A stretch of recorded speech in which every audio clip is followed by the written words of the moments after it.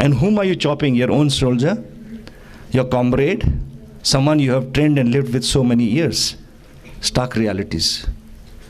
Then we have something called crevasses over there in the snow. Those are, when you are walking at 18,000 feet, there is no soil under you. It is total ice, ice and ice, which is called a glacier. And when the glacier cracks sometimes because of the shift in the plates of the earth, it cracks and makes huge gaps. And the depth of those gaps is several kilometers down. So when we are walking, if the gap is small, you can't see it. The soft snow covers it up. The wind chill factor makes the surface little hard. So the first two people just walk across, and the third one is just swallowed inside.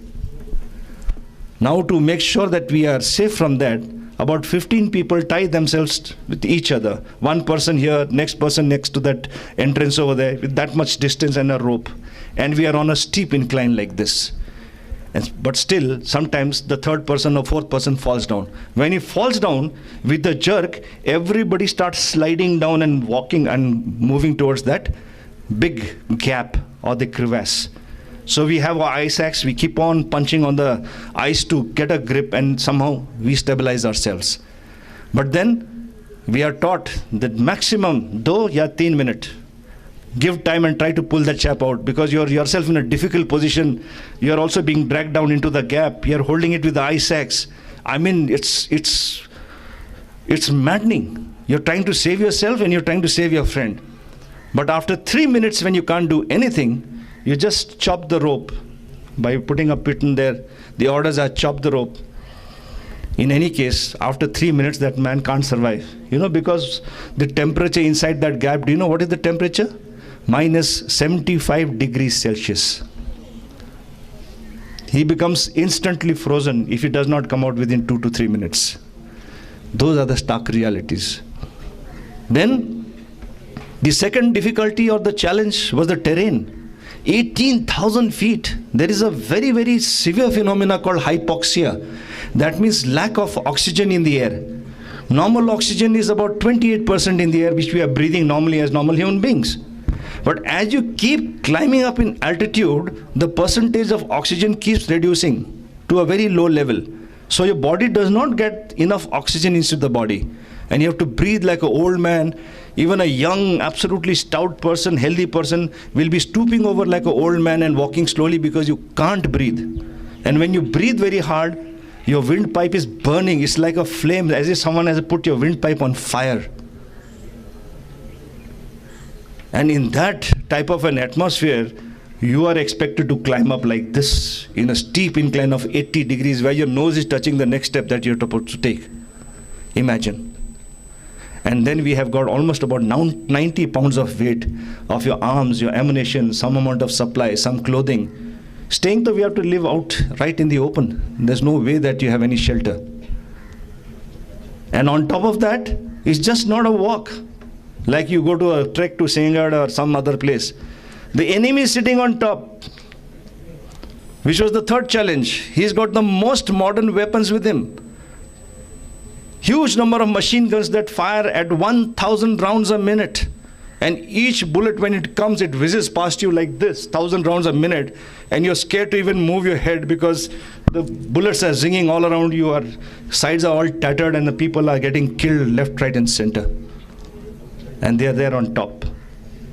So these are the type of challenges that we faced. Anyway, to cut the story short, volunteered, realized that I had to walk 14 hours of constant and quick march to reach my destination. That is my objective, which is to be captured. And throughout my journey of those 14 hours, we were constantly under enemy fire. And one lesson I want to give you here is never complain in life. Because I must add that in the army, there are only 2 sizes for clothes and equipment. The sizes are either too big or too small. You'll never get your size. So, normally people complain, हमारे size का कपड़ा नहीं मिलता, जूता का भी कपड़ा अपना size का नहीं मिलता. We keep complaining. And that day I learned why in the Indian army we don't have the correct size. We have either too big or too small.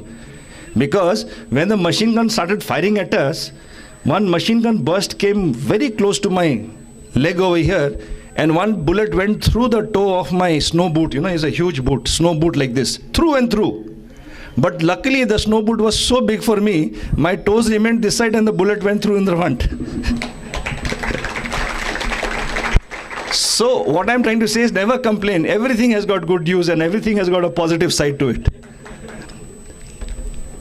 Now, out of those 16 or 1500 or 1200 to 1500 men, I chose a very fit 600 to 800 men to come and follow me.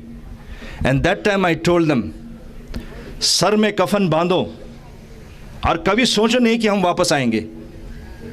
हम वापस नहीं आएंगे. Just think that we are finished. Because if you try to save yourself and preserve yourself at this juncture, at this very, very serious moment, you will never be able to succeed, because the weather will get you, the mountain will get you, the bullet will get you, the enemy will get you. There are so many challenges. But if you say, कि now sar mein kafan banda hai, let anything come and I will do it, nothing can stop you. You become invincible. So I made them invincible by telling them, we are not coming back, sar mein kafan bando, and just think that we will be part of history, whether we live or we die. And the second thing is, if we keep sitting down here, they will keep bombarding us, we might die. An ignominious death, nobody will know. We died out of a shelling that came from the enemy we could not see. But if we try, then we can capture, we may capture, and we will be part of history, and we may emerge victorious. We have a chance of victory. We have a chance to win. So try you must. And I told them, I will lead from the front. As a commanding officer, I am not supposed to go in front. I said, I'll lead from the front. And we set out in earnest. Lot of fire came on us. And of course, so many horrible things happened, but few things I must tell you so that you young people understand the sacrifices that the soldiers have made. I remember when we were about 600 yards, the bullets were coming too furiously. I mean, it was so intense. And then when we came around 400 yards, it was, we had to pause there for a while, because from 2-3 positions, the machine gun fire was too much. At 1,000 rounds a minute, about 40 to 60 machine guns were firing on us. And we were uphill, we were tired. Loads we had already shed because we could not carry any of it. And that time, I remember it was a moonlit night. One Pakistani Pathan, 6 feet something, he fired a grenade launcher. My radio operator was just in front of me. It was a moonlit night, I could see it.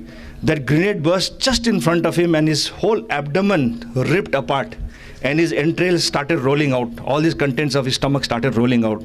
And this young man, in order to save himself, he's staggering like this, and he was trying to put everything back. It was a terrible, terrible sight for me. And every time my boys would fall down, I had nothing else to do as a commanding officer. I could do nothing. So I used to sit down there, put the boy on my lap and tell him, beta, abhi tum seh lo, thodi der tak reh lo. And hum aage jaake we'll beat the enemy, we will capture the objective.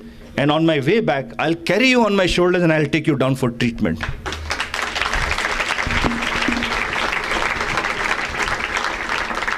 And here I must share with you, my young soldiers, the bodies absolutely bullet-ridden, bleeding profusely. They still said, Saab, we understand that you require maximum manpower to reach on top. Because my challenge was, mujhe din hote hote, before the sun rises next morning, I have to reach the top. Because if I don't reach the top in the morning, I'm finished, we'll be butchered, because from all adjoining areas, they'll pick us up like flies one by one. I had to reach there in the morning. That was the challenge. They said, Saab, aap jaiye. लेकिन थोड़ा जल्दी आइए, बहुत दर्द हो रहा है, बहुत महसूस हो रहा है दर्द, बहुत खून बह रहा है, and we want to live. I said, fine. I used to drag them behind a rock, point their rifle towards the enemy, and said, बेटा तुम फायर करते रहो दुश्मन की तरफ, हम जाएंगे. And I must share with you, after a couple of days, I thought I'll be coming back after a day or two, but it took little more time. After a couple of days, when I came back, I saw the same bodies. Their rifles were pointed towards the enemy. Their fingers were inside the trigger, pressing like this. Their magazines were finished. All the bullets were fired. And they were dead, frozen solid. They died fighting till the last breath. This is our soldier.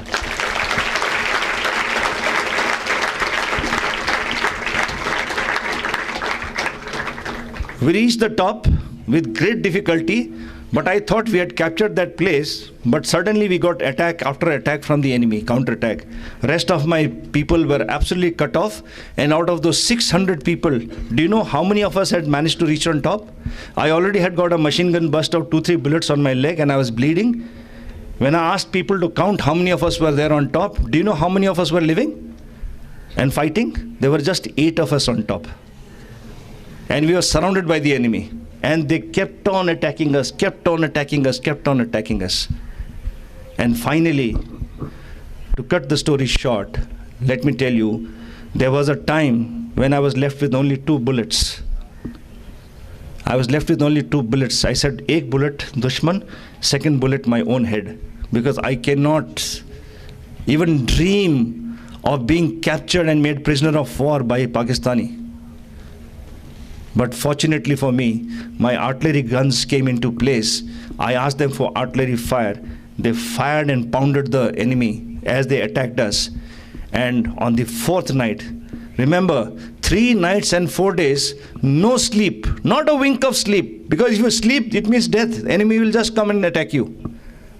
Not a drop of water, because we had no water. Everything was chidra, everything was absolutely riddled with bullets.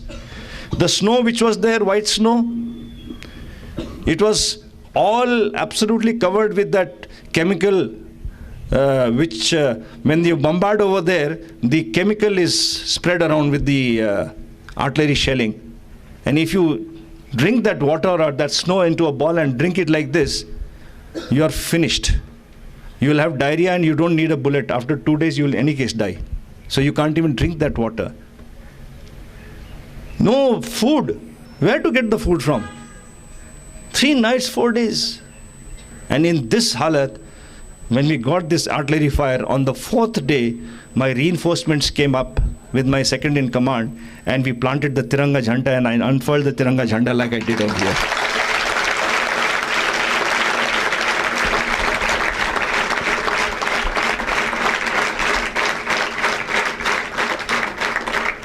I have told you this story in a very, very brief, means micro-brief version. But if I tell you the bravery which was shown and displayed by my troops, your tears will come out and you will understand the true word of Azadi. You will understand the true cost of Azadi. Because today I told you, independence means what? It means Azadi from all this corruption, this, that, and also to ensure that the integrity of the nation is maintained at the borders by our vigilant soldiers and the brave soldiers. That is the meaning of independence today. So, at this juncture, I don't want to bore you too much. I just want to leave you with thoughts of 2-3 things that I have in mind for you. The first, please practice tolerance and respect.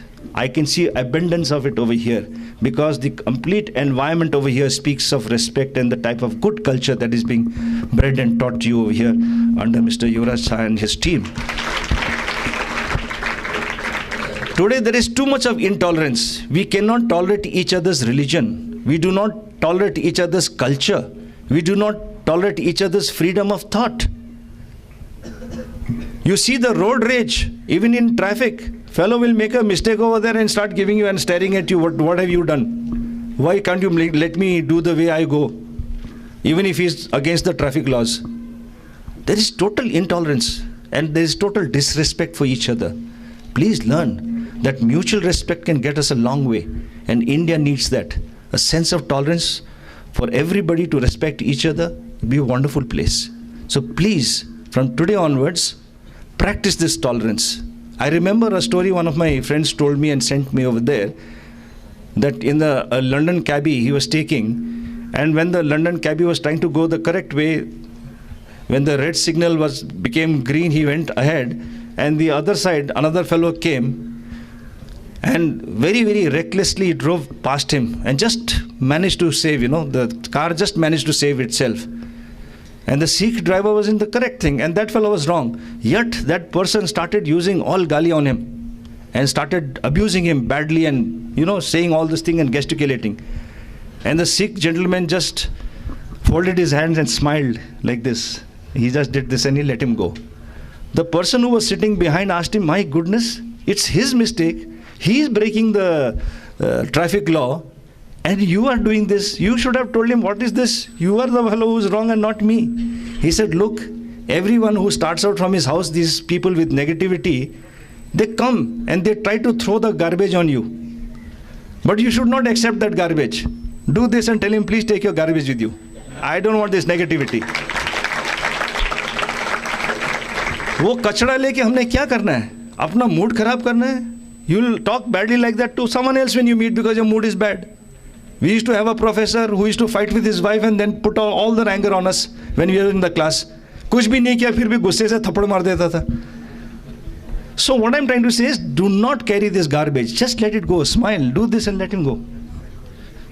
You will, after 3-4 times, you will suddenly feel that you are a more supreme being. You are more mature. You are higher in your status of thinking. Okay? So practice this. That's the first thing. Second thing is humanity and compassion. No point having huge bungalow, riches, everything, but no family, huge house, no home. What Dalai Lama always says. No point. You may achieve the biggest contract of $1 billion, but next day is your divorce. Third day, you are someone, your own personal people don't even want to rejoice in your doing this because you have sacrificed their happiness to get this contract. What is the point? You are so nasty with your neighbor. What is the point? Humanity and compassion. Try to help people as much as possible. Try to have compassion for other beings. It may be human beings, it may be animals, it may be anything. And that, I think, the Jain teaching is one of the best, where you teach people ahimsa paro dharma. That was the third one. Second one. And the third one is discipline, my favorite subject. And yours too. Yours is because discipline is something which is abhorred, not liked by most of the students and young people, because they think discipline means chain mein bandhna, hunter ghumana. That's not discipline. The discipline I'm talking about is more of self-discipline. When I talk about self-discipline, what is self-discipline? What is the definition of discipline? Definition of discipline is what you do when no one else is watching you. Now you imagine what all you have been doing. See, already people are smiling. That is discipline. Not when someone is watching you. That is not discipline. That is acting. You can take a good stage career. Mr. Pradeep is here, I'm sure they'll guide you. That is acting. But the true discipline is actually being yourself and doing what is the right thing to be done. And in discipline, in the subject of discipline, the actual discipline is self-discipline, which is prime.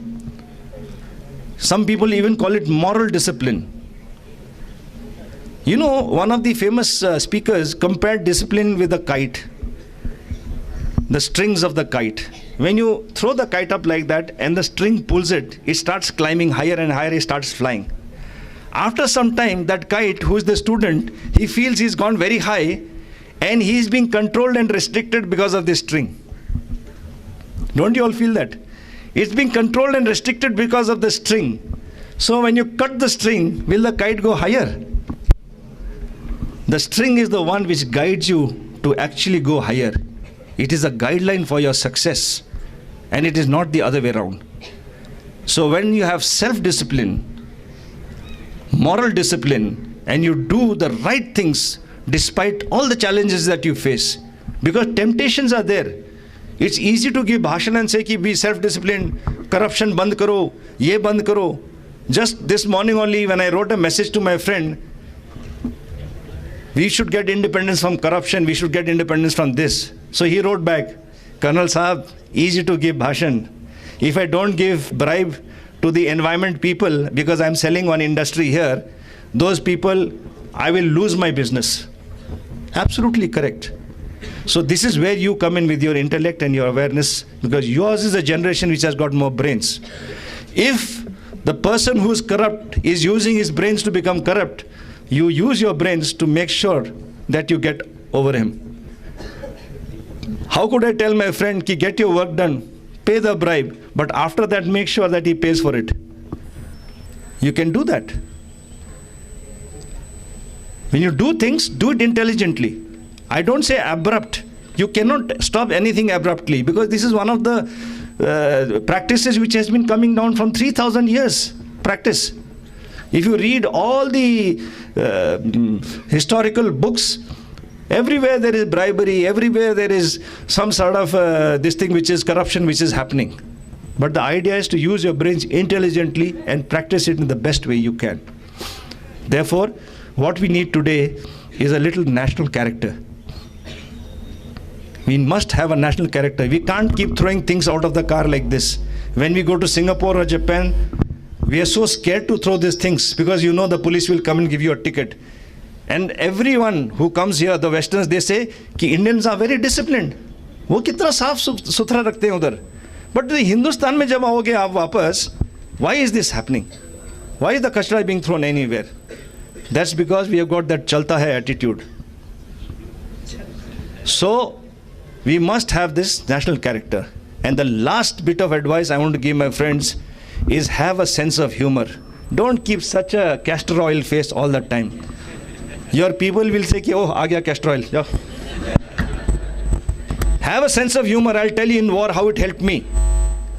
When I was surrounded, I told you, by the enemy for 3 nights and 4 days, and I had only 2 those bullets, and I looked at my boys, they also had 1 or 2 bullets, and I got a message that 40 of the Pakistanis have surrounded us and they are coming at us.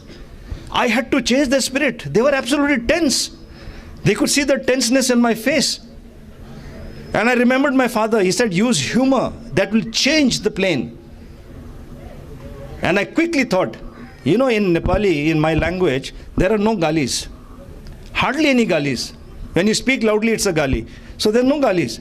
And our people are very reluctant because they are not used to giving galis. The culture is like that. And those Pakistanis who are coming up in mountains, you can hear people much clearer. But reaching is a little, slow because of the incline and the walk that you have to do. But the voice carries very far. And the Pakistanis were abusing me. They were abusing us, using the best abusive language, or total parliamentary language, I can say.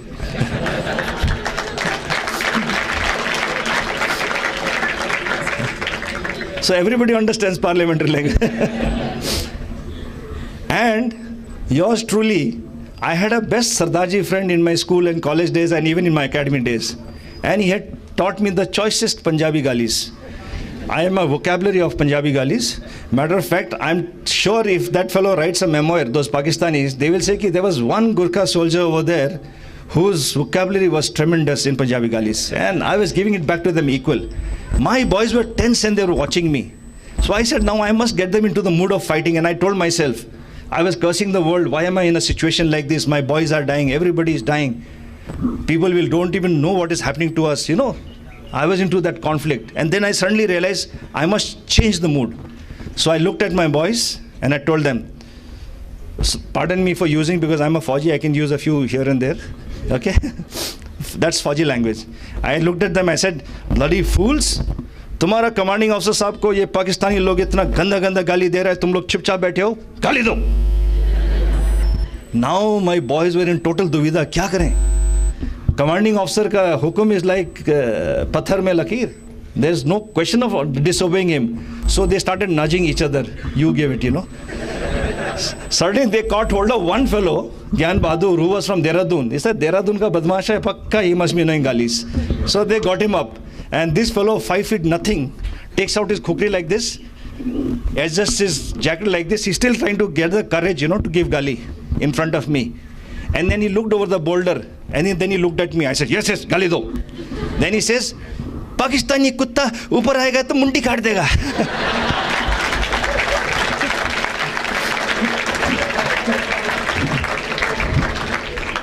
When he said that, I started laughing and I told him, ज्ञान बहादुर, पाकिस्तानी लोग पक्का मरेगा, लेकिन वो हंस के मरेगा कि गोरखे लोग गाली भी नहीं दे सकते. And believe me, in such a serious condition, the soldiers suddenly got josh. They took out the khukris. I remember chopping those Pathans, 6 feet something, and my guys just 5 feet. They were jumping and chopping those heads, and the heads were rolling down. They just got up, took the khukris out, and they said, "Saab, एक ही गोली है तो क्या हुआ? खुकरी है ना, काट काट के मारेंगे जब तक हम नहीं मरेंगे साहब." Suddenly that josh was there.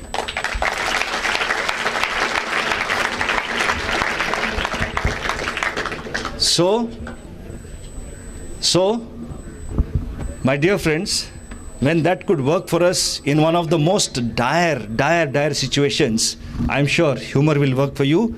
Those people who have got good wives, they will appreciate you more, the married people. The boys who have got girlfriends, they'll appreciate you more, and vice versa for the girls and the ladies. Please smile more often. Put humor in life over there. I don't expect you to become jokers, but at least use humor.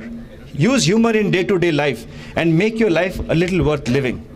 And finally, all I will say is, remember, guilty are not those people who use or say abusive language or say the bad things. Guilty are those people who don't say anything when you're supposed to say something. Okay?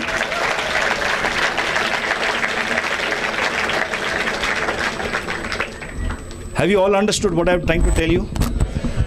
And I'm sure you're going to keep your promise of what I just asked you of. Okay? I want you all to try this. And if you succeed, please contact me and say, "Sir, humor success." Okay? Right. Thank you so much. Jai Hind. Jai Mataram. Mataram. Jai. Thank you.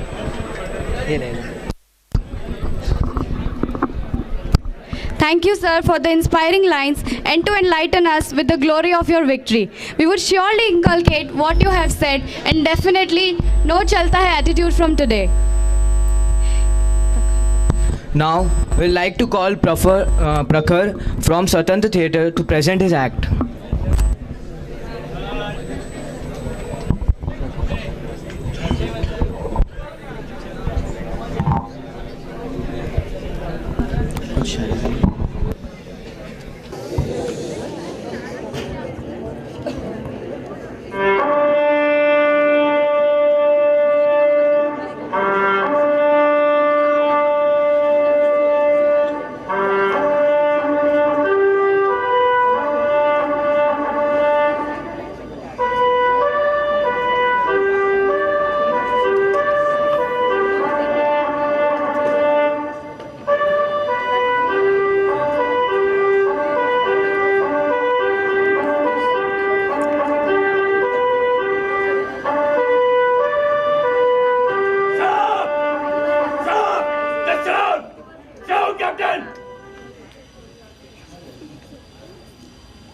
Don't believe me. I'm okay.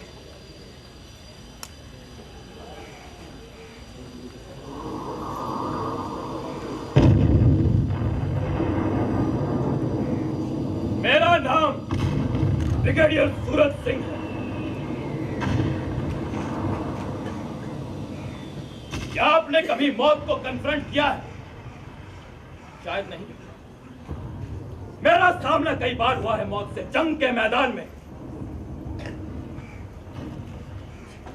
सामने खड़ी मौत के मार देने वाले वो moments जो कभी खून जमा देते हैं तो कभी खून में आग लगा देते हैं, सर से पैर तक।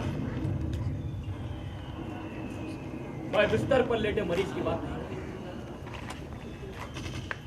बल्कि घातक छलांग लगाने को तैयार उस मौत की बात कर रहा हूं जो साफ दिखती है, भले एक मोमेंट के लिए। मारने और मरने वाले की आंखों में, दोनों की आंखों में।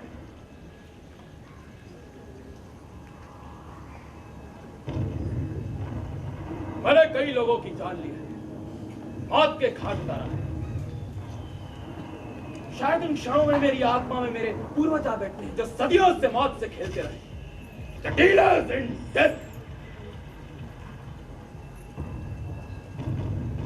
दादी की सुनाई गई कहानियों के बाद से गांधी, भगत, सुभाष मेरे जिस्म का, मेरी रूह का एक हिस्सा बन गए। हाथों में लपलपाती तलवारें थी, रेगिस्तानों, मैदानों, पहाड़ों पर दिन रात दौड़ते घुड़सवार, राइडर्स ऑफ डेथ, चलती रेत पर अंधड़ जिस्मों को चीरती फाड़ती तलवारें और रेत में जज्ब होता।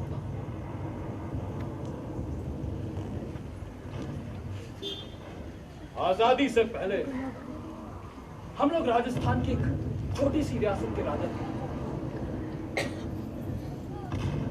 दादी सुनाया करती थी कहानियां, दादा की कहानी, एक देशभक्त स्वतंत्रता सेनानी की कहानी। नहीं, मैं अपने पिता की बात नहीं कर रहा, क्योंकि वो घोड़े पर सवार होकर देशद्रोही नहीं मारते थे, बल्कि पोलो ग्राउंड में गेंद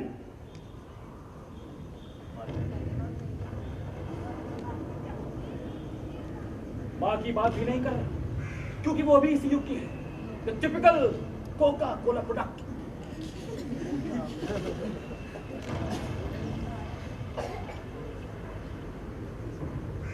दादी बताया करती थी कि हमारे पूर्वजों के दोनों हाथों में तलवारें होती थी, नंगी तलवारें, एक हाथ में तलवार और दूसरे हाथ में पानी के प्याली वाली बात ना कभी उन्होंने समझा ना ही स्वीकारा। शायद हमारे वंश वालों ने दया, क्षमा शब्द पहुंच कर ही मिटा देते, और मैं सूरज सिंह ना कभी क्षमा करता हूं, ना ही किसी तरह की दया।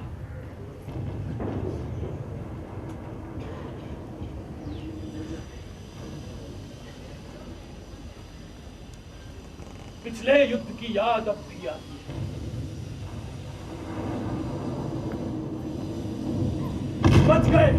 बच गए सिर्फ 3 सैनिकों के साथ दुश्मन चौकी पर धावा बोल दिया था।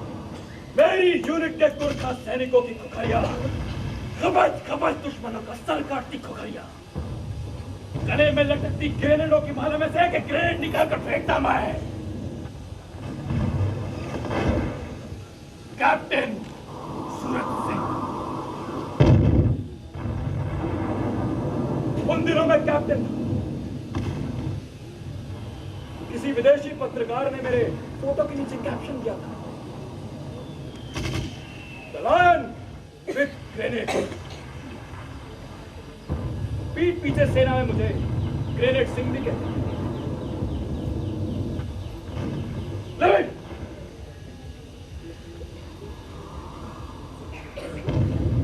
दुश्मन चौकी के सैनिकों की आंखों में मौत देखने के बुलाए,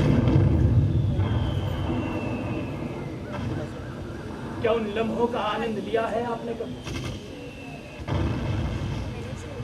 शायद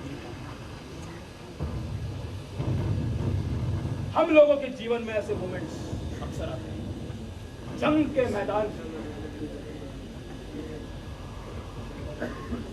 लेकिन आज तक कोई भी सूरज सिंह के खिलाफ किसी भी तरह का चक्रव्यूह नहीं बना पाया,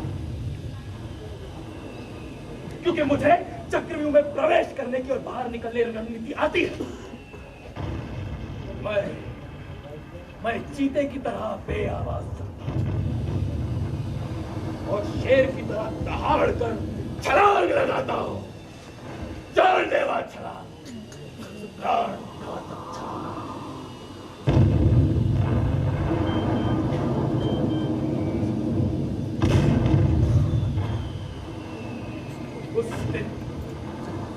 उस दिन भी ऐसी छलांग लगाई जब अपने देश के सबसे ऊंचे पहाड़ की चोटी पर तिरंगा फहराया था।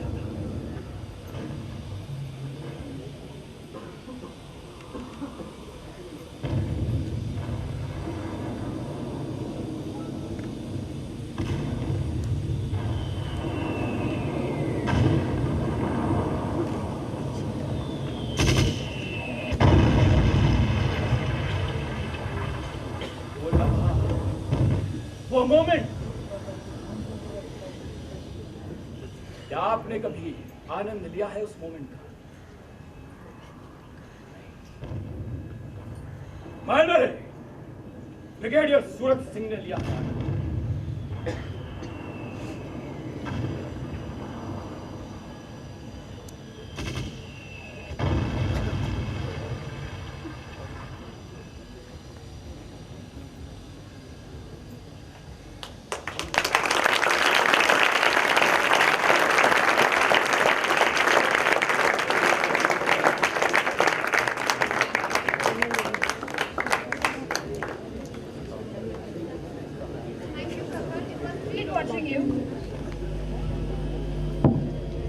सब रंग चढ़ा लो आज बसंती और आओ उन वीरों को याद करें।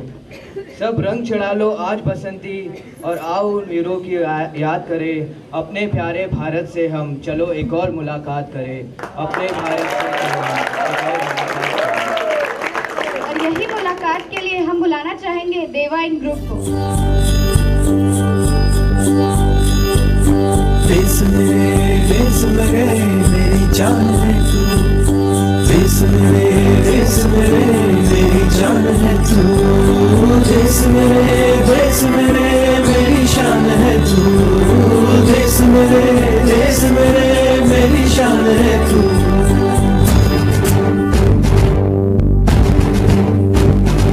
मिटाने से नहीं मिटते, डराने से नहीं डरते, वतन के नाम पे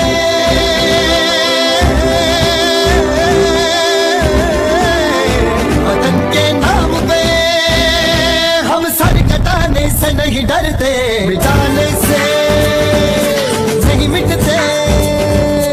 देश मेरे मेरी जान है तू, देश मेरे मेरी जान है तू, देश मेरे मेरी शान है तू, देश मेरे मेरी शान है तू।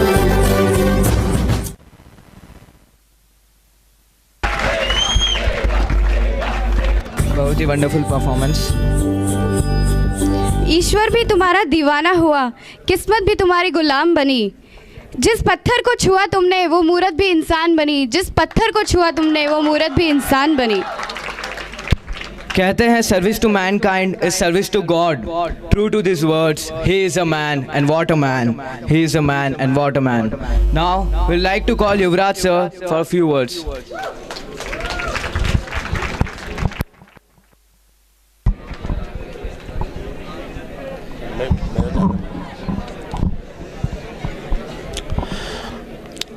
दोस्तों, आज का ये स्वतंत्रता दिन विद्यालय के इतिहास में इतने स्वतंत्रता दिन हुए, लेकिन आज जब हम सब लोगों को साथ में लेकर राय साहब कारगिल लेके गए। एक्चुअली 3 साल से मैं उनको यहाँ बुलाने की कोशिश कर रहा था, मिलते भी रहे, लेकिन हमेशा उनको प्राइम मिनिस्टर देश के जो दिल्ली में फ्लैग होस्टिंग होता है, उनको हमेशा वो चीफ गेस्ट तरीके से जाते थे, हमेशा उनको इनवाइट रहते थे और ऑल ओवर द वर्ल्ड उनका जाना है। लेकिन उन्होंने मुझे प्रॉमिस किया था 1 साल में जरूर आऊँगा, और ये प्रॉमिस उन्होंने आज यहाँ पर आए। इतना आसान नहीं है उनको यहाँ पर लाना। आपने सुना कि रियल हीरो आपके साथ में थे। मेरे ख्याल से इंडिपेंडेंस से इसके और बढ़िया कहीं भी नहीं हो सकता जो हमने आज किया है। हमारे बीच सुनील गोखले थे जो अभी चले